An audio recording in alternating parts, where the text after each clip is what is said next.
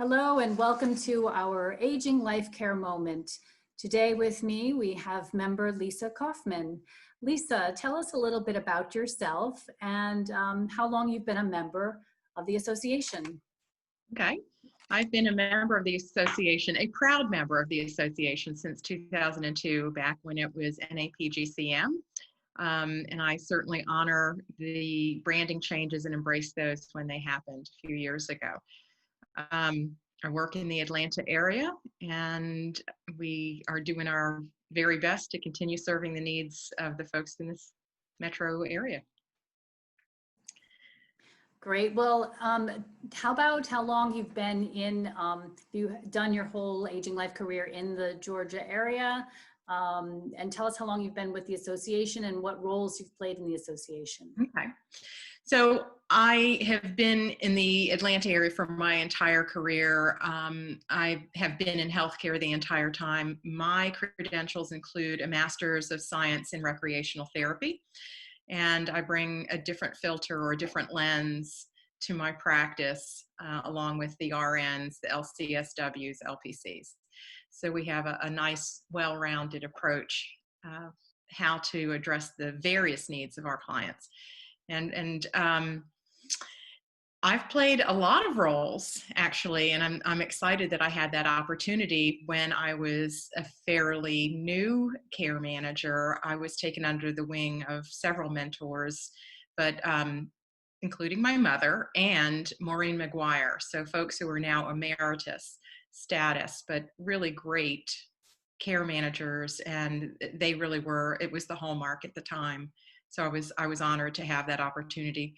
So I had worked on the strategic planning committee back way before it was its own committee, and it was not part of the auspices of the board. I've served as the unit chair for many years. I was a Southeastern chapter president. I've worked on the National Conference Planning Committee several times. That is always a great thing to be doing, and I've done that at the chapter level as well. I both chaired it and assisted.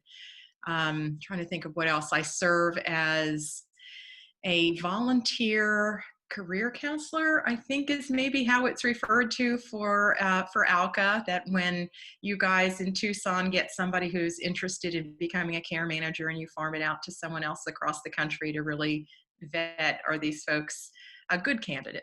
So that's a great thing that I get to do. It's an honor. And I'm also currently the chair of the content committee. So there's lots of just different stuff that I've done, and I'm always excited and honored to serve the greater membership in some capacity.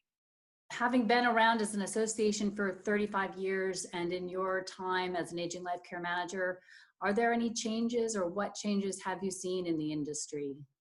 I've seen quite a few changes during my time, watching the evolution and watching care management kind of coming out of its infancy. And I kind of liken it to being in young adulthood, if you were to look at the lifeline of care management right now, that it sort of knows, you know, we've got a handle of what we're doing and people are starting to understand, but we're still not recognized and still kind of regaining our own identity like a young adult would.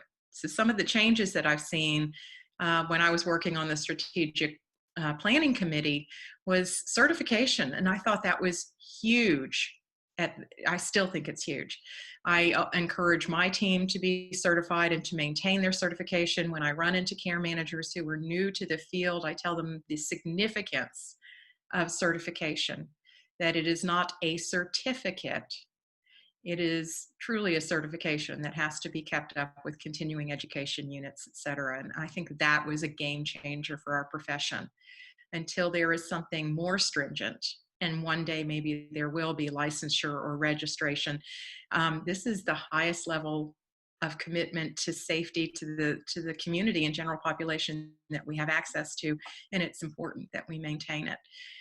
The other thing that was really significant was the branding change, and I really welcomed that. I thought that the messages that came about from that, the focus groups, were really important. That coming into the market, and the boomers we're not their parents. They are a different demographic, and their acceptance of this assistance from a professional, we needed to change the name. They are never going to be geriatric in their eyes. So, and I love that we're trademarked. Love that we're trademarked. That was a burning issue for me, that clients and potential leads would come to me and say, well, this assisted living says they have care managers on staff. I'm like, oh my, they're caregivers, and that's marketing, and they aren't educated in the same way. And now I had to explain all of that. So this makes it a bit different, and I think it bolsters the profession. So I appreciate it very much. Well, Lisa, thank you so much for sharing your thoughts and your insights with us today. My pleasure, Courtney. Thanks for having me.